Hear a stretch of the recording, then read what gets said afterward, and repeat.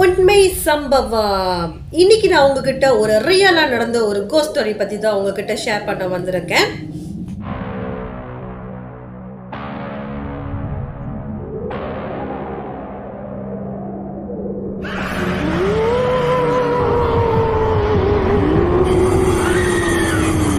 இந்த சம்பவம் யாருக்கு நடந்துச்சு பார்த்தீங்கன்னா, சாமின்னு ஒருத்தருக்கு நடந்திருக்கு.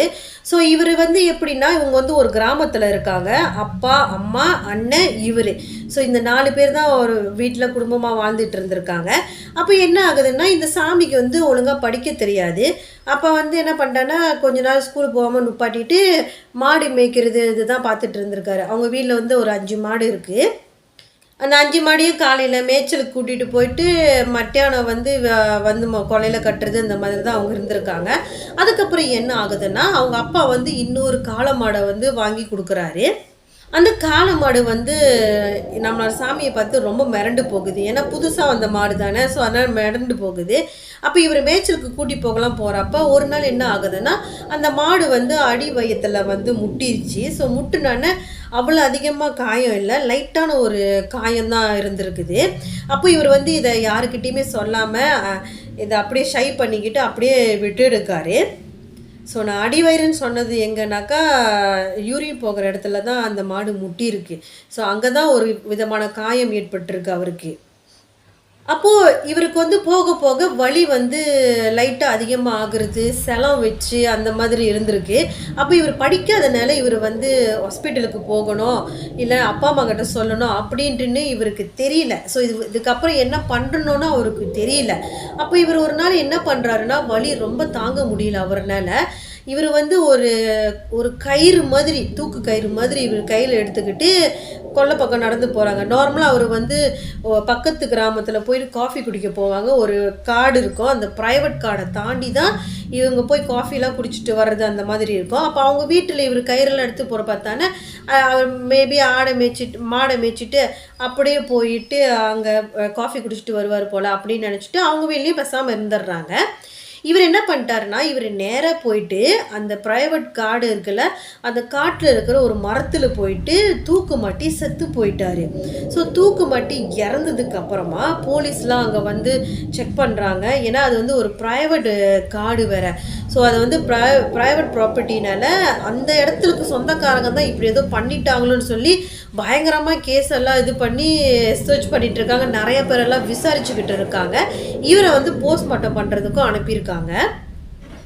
அப்போது இந்த சாமி இறந்து போயிட்டார் இல்லையா, அவர் அவங்க அப்பா ஒரு நாள் தூங்கும் போது அவரோட கனவுல இவர் என்ன சொல்கிறாருன்னா, அப்பா இந்த மாதிரி ஒரு வீட்டு கீழே அந்த ஒரு மரம் மாதிரி இருக்கும் போல். ஸோ அந்த வீட்டு கீழே அவங்க அப்பா அங்கே தான் எப்போதும் படுத்து தூங்குவார். ஸோ அந்த இடத்துல அவங்க அப்பா படுத்து தூங்குறாரு. அங்கே ஒரு சின்னதாக ஒரு கொட்டாய் மாதிரி நம்ம கட்டி வச்சுருப்பாங்க போல்.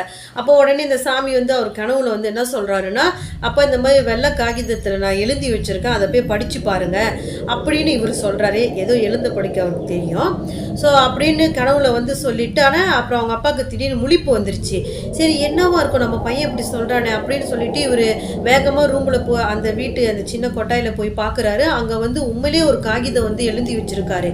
ஸோ அதில் அவர் என்ன எழுதி வச்சுருக்காருன்னா, என்னோட தூக்குக்கு யாருமே காரணம் கிடையாது, எனக்கு இந்த மாதிரி மாடு முட்டி பிறப்புறுப்பில் இந்த மாதிரி ரொம்ப புண்ணெல்லாம் வந்துருச்சு, என்னால் வலி தாங்க முடியல, அதனால தான் நான் தூக்கு மாட்டி இறக்க போகிறேன் அப்படின்னு சொல்லி நல்லா தெளிவாக அவர் எழுதி வச்சுருக்காரு.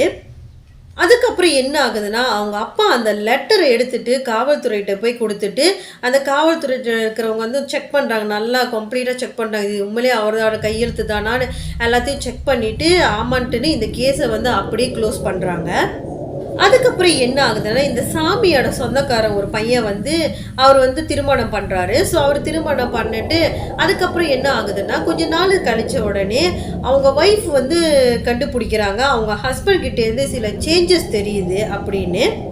ஸோ இந்த ஒய்ஃப் என்ன சொல்லியிருக்காங்கன்னா, அந்த ராஜா இருக்கார்ல அவங்களோட ஹஸ்பண்டு, அவர் எப்போதுமே விடியற்கால இந்த மாதிரி டைம்லலாம் மிஸ் ஆயிடுவாரா, எங்கேயோ போயிடுது அந்த மாதிரி போயிடுவாரா.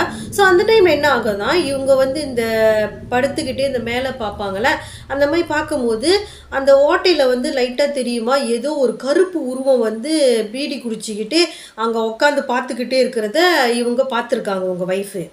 அதுக்கப்புறம் இந்த ராஜாவோட ஒய்ஃப் என்ன பண்ணியிருக்காங்களோ அவங்க மாமனார்கிட்ட வந்து சொல்லியிருக்காங்க, இந்த மாதிரி ராஜா வந்து வெளியில் போயிடுவார் விடிகாலையில். ஸோ போகிற டைமெல்லாம் இந்த வானத்து மேலேருந்து பார்க்கும்போது வந்து ஏதோ ஒரு கருப்பு உருவம் இருந்து பீடி குடிச்சிட்டு இருக்கு, இவர் எப்பெல்லாம் இல்லையே இப்படிலாம் நடக்குது அப்படின்னு இவங்க வந்து சொல்லியிருக்காங்க. உடனே அவங்க மாமனார் என்ன பண்ணியிருக்காருன்னா அன்றைக்கி அவரை போகாமல் அந்த வீட்டிலே இருந்திருக்காரு. ஸோ இருந்துட்டு இவன் எங்கே தான் போகிறான், இல்லை ஏதோ பிரம்மையாக அவன் உளறிக்கிட்டு இருக்காளா அப்படின்னு சொல்லி பார்ப்போன்ட்டுன்னு அவரும் அன்றைக்கி அங்கே தான் ஸ்டே பண்ணியிருக்காரு. அன்னைக்கு விடிய காலில் என்ன நடக்குதுன்னா, இந்த ராஜா இருக்கார்ல அவருக்கு வந்து பிரம்ம பிடிச்ச மாதிரி இவர் அப்படியே நடந்து வெட்ட வழியில் நடந்து போய்கிட்டு இருக்காரு. ஸோ அவனை வந்து அவங்க அப்பா நுப்பாட்டி எங்கடா போகிற அப்படின்னு சொல்லி கேட்காம அவர் வந்து பின்னாடியே ஃபாலோ பண்ணி போய்கிட்டு இருக்காரு. இந்த ராஜா எங்கே போகிறாருன்னு பார்த்தீங்கன்னா, இந்த சாமி தூக்கு மாட்டி இறந்து போனார்ல அதே இடத்துக்கு தான் இவர் நடந்து போயிட்டு அங்கே சம்பள காலை போட்டு உக்காந்துருக்காரு. ஸோ இவங்க அப்பா வந்து ஒரு மரம் ஓரமாக நின்று இவர் பார்த்துக்கிட்டே இருக்காரு, இவன் என்ன தான் பண்ணுறான் பார்ப்போம் அப்படின்னு சொல்லி. ஸோ அப்போ என்ன ஆகுதுன்னா விடிய விடிய அவர் சம்பளக்கால் போட்டு பிரம்ம பிடிச்ச மாதிரி அந்த மரத்தை உட்காந்து பார்த்துக்கிட்டே இருந்திருக்காரு. அந்த லைட்டாக சூரிய ஒளி காலையில் வந்து அவர் மேலே படும்போது டக்குனு முழிப்பு வந்துட்டு அந்த இடத்துல விட்டு ஒன்றுமே நடக்காத மாதிரி இவர் கேஷுவலாக வீட்டுக்கு போகிறாரு. அதுக்கப்புறம் என்ன ஆகுதுன்னா அவங்க அப்பா வந்து கன்ஃபார்மே பண்ணிட்டாரு, இந்த மாதிரி சாமியோட ஆவி தான் இவரோட உடம்புல பூந்துருக்கு அப்படின்னு. அதுக்கு என்ன காரணம்னா, அந்த சாமி இறந்ததுக்கு அப்புறமா அந்த இடத்துல வந்து நிறைய பேர் வந்து சாமி பீடி குடிச்சிட்டு இருக்கிற மாதிரி உருவத்தை பார்க்குறது, சில பேர் வந்து அங்கே நிறைய பேர் கூட்டமாக போயிட்டு பீடிலாம் குடிச்சிட்டு இருப்பாங்களா, அப்போயும் இந்த மாதிரி உருவத்தை பார்த்துருக்காங்களா. நிறைய சின்ன பிள்ளைங்க வந்து அங்கே போயிட்டு அந்த மரத்தில் விளையாடலான்னு சொல்லிட்டு போவாங்களா, அப்பயும் இந்த மாதிரி பீடி குடிச்சிட்டு இருக்கிற மாதிரி சாமி உருவத்தை பார்த்துருக்காங்கன்னு ஓடி வந்து அவங்க அப்பா அம்மா கிட்ட சொல்லியிருக்காங்க. ஸோ இதை எல்லாத்தையும் வச்சு தான் அவர் வந்து கன்ஃபார்மே பண்ணிட்டாரு, அந்த ஊர் மக்களும் கன்ஃபார்மே பண்ணிட்டாங்க. அதுக்கப்புறம் அவங்க அப்பா என்ன பண்ணுறாருன்னா பக்கத்தில் இருக்கிற அந்த பேய் ஓட்டுவாங்களா அந்த மாந்திரிகவாதிங்க அவங்கள வந்து வீட்டுக்கு வர வச்சுருக்காரு.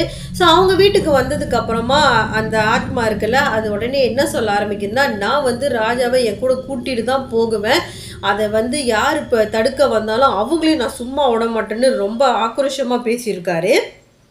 அதுக்கப்புறம் அந்த மாதிரி என்ன பண்ணுறாருன்னா சில பூஜைகளை பண்ணிவிட்டு நம்ம ராஜாவோட முடியை கட் பண்ணி எடுத்துகிட்டு அதை வந்து ஒரு அரச மரத்தில் போயிட்டு நல்லா ஆணி வச்சு அடிச்சிட்டாரு.